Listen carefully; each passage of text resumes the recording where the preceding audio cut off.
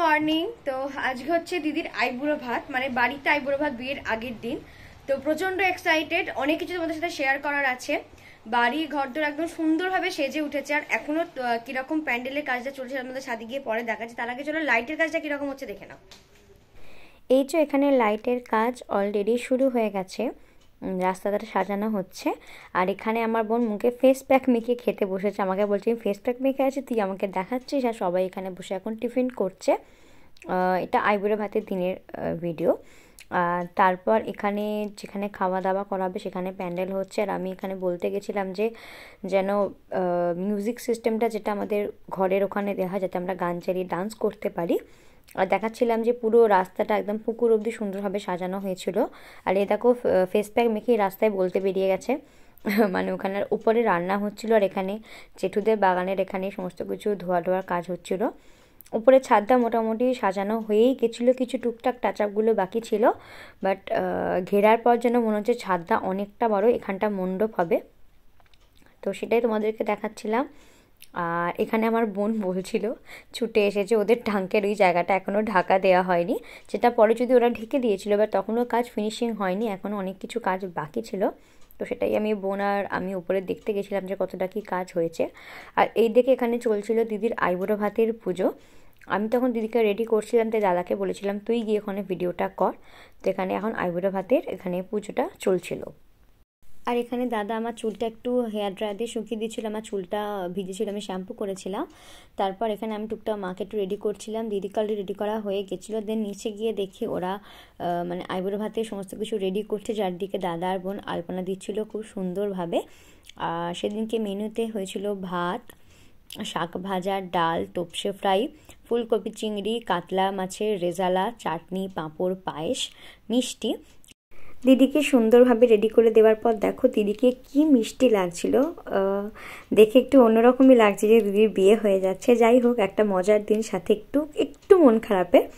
তো দিদি এখানে অলরেডি খেতে বসে গেছে, আর বাড়ির মানে সমস্ত মানে সব লোকজন আত্মীয়রা সবাই চলে এসেছে। আমি এখানে দিদির পাশে বসেছিলাম, নাকি এরকম নিয়ম থাকে যে যে বড় বোন তাকে বসতে হবে, মানে এরপর যার পালা, এরকম ওরা সবাই বলছিল। তো তারপর এখানে জেম্মা দিদিকে পায়েস খাওয়াচ্ছিল, দেন একটু আশীর্বাদ করলো। দেন আমি আর দিদি এখানে পোজ দিচ্ছিলাম একটু ছবি তোলার জন্য, দেখো। আর এখানে পিমমণি দিদিকে এরপর খাইয়ে দিচ্ছিল। আর দাদা মাঝখান দিয়ে কিছু একটা বলছিল, আমি বলছিলাম যে দাদা তুই এসব বলছিস, আর আমি বসে বসে দিদিকে দেখছিলাম কি মিষ্টি না ওকে লাগছে। এরপর মা দিদিকে একটু পায়েস খাইয়ে দিল। তোমরা সকলে জানাও দিদিকে কেমন লাগছে, আর ওর আগামী বিবাহিত জীবনের জন্য সকলে প্রার্থনা করো যেন বিবাহিত জীবন ভীষণ সুখের হয়, ও যেন খুব ভালো লাগে, ভালো থাকে।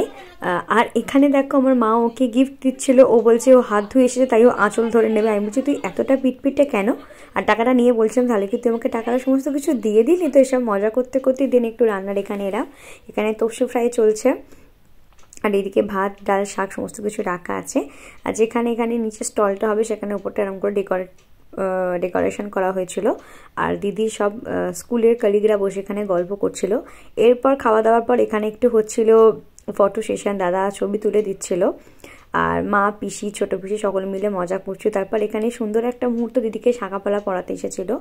আর শাঁখাপালা পরাবার পর সত্যি হয়তো মেয়েদের লুকসটাই পুরো চেঞ্জ হয়ে যায়, যেমন সিঁদুর পরার পর সেরকম শাঁখাপালা পরার পরই যেন অনেকটা ইমোশনাল লাগছিল এই মুহূর্তটা। যে যাই হোক দিদি চলে যাবে, আর ও এখনো পর্যন্ত দেখো নেল পলিশ পরেনি, যেটা ওকে পরে বৌদি, মানে দিদির একটা কলিগের স্ত্রী বৌদি হয় আমাদের, পরিয়ে দিয়েছিল। এটাকে এবার বলে মানে হ্যালো গাইস বলে দাও তো। ওলে বাবা রে, আর এই যে হাতে মেহেন্দি চলছে। আমার মেহেন্দি দেখা সারা দিন বাড়িতে ভাঙা ফোন নিয়ে হয়ে যাচ্ছে না। গাইস তোমরা সবাই কেমন আছো? আমি ভালো আছি। তুই এরকম বলিস? Welcome back to my channel. বলে দে, বলে দে। এটা হচ্ছে আমার বড়দি ভাইয়ের মেয়ে, যে আমার ব্লগ দেখে নিজেও বাড়িতে ব্লগ করে। এখানে মণ্ডপের কাজ চলছে, আর এখানে তখনও বসে বসে মেহেন্দি চলছে, সবাই গানের সাথে নাচছিল। পরের দিন সকালে আমরা ভোরবেলা জল ছুঁইতে গেছিলাম। এটা আমাদের নিয়ম যে আমরা বউকে নিয়ে যাই না, আমরা ভোরবেলা জল এলে সেটাই গায়ে হলুদের পর মাথায় ঢালা হয়।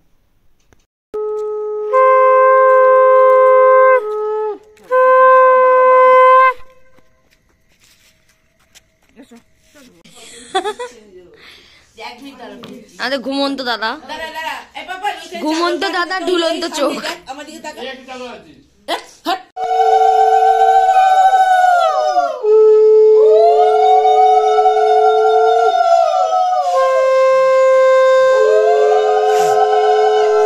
তো দিদি দধিমঙ্গলের পর আমি গিয়ে শুয়ে পড়েছিলাম। দেন ঘুম থেকে উঠে ফ্রেশ হয়ে দিদিকে রেডি করছিলাম।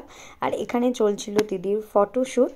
আর সেদিনকে আমি এই ইয়েলো কালারের শাড়ি সাথে এই হোয়াইট কালারের স্লিভলেস ব্লাউজটা পেয়ার আপ করেছিলাম। আর এটা ছিল দিদির মানে আমাদের বাড়ির লুকটা সকালবেলার দিকে। তো একটা ফ্লেক্স লাগানো হয়েছিল যে welcome to our wedding ceremony Tamali and Kanchal on 31 January. তো দিনের বেলার লুকসটা তোমাদের সাথে শেয়ার করেছি, বিকালের লুকসটা পরের ব্লগে শেয়ার করব। তো এখানে দিদির ফটোশ্যুট হয়েই যাচ্ছে।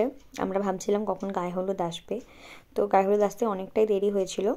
তারপর এখানে আমরা খেতে এলাম, দাদা একটু সার্ভ করছিল। ছিল এখানে কচুরি, আলু চচ্চড়ি আর ছিল বোঁদে। আমার বোনকে ভিডিও করতে বলা হয়েছিল, শুধু আমাকেই দেখিয়ে যাচ্ছিল। আমি বলছিলাম একটু সবাইকে দেখা। দেন আমি তোমার সাথে শেয়ার করছিলাম মেহেন্দি, যেটা আগের দিন রাত্রে আমি করেছিলাম। সেটা তোমাদেরকে দেখানো হয়নি। খুব সুন্দর মেহেন্দি রঙটা ফুটেছিল। কিছুটা নিজে করেছি, কিছুটা বোন করে দিয়েছে, কিছুটা আর একটা বোন করে দিয়েছে।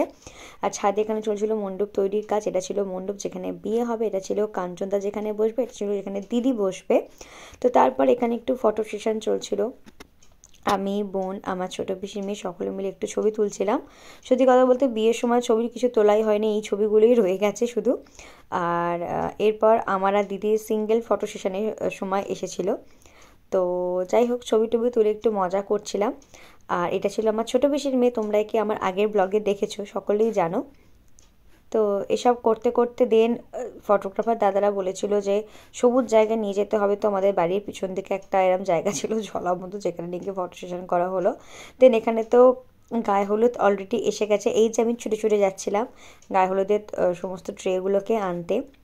দাদা বার করছে, যেটা আস্তে আস্তে প্রায় 1টা বেজে গেছে, যার জন্য আমাদের সমস্ত কাজই অনেকটা পিছিয়ে পড়েছিল। তো আমরা এখানে ট্রেগুলো নিয়ে একটু ওয়েট করছিলাম, সকলকে ডাকছিলাম ট্রেগুলো ধরার জন্য। আর আমাদের ওয়েট করছিলাম কারণ দাদা বলেছিল সকলের হাতে ট্রে নিয়ে দাঁড়াবার পর আমরা একটা সুন্দরভাবে ছবি তুলবে তারা।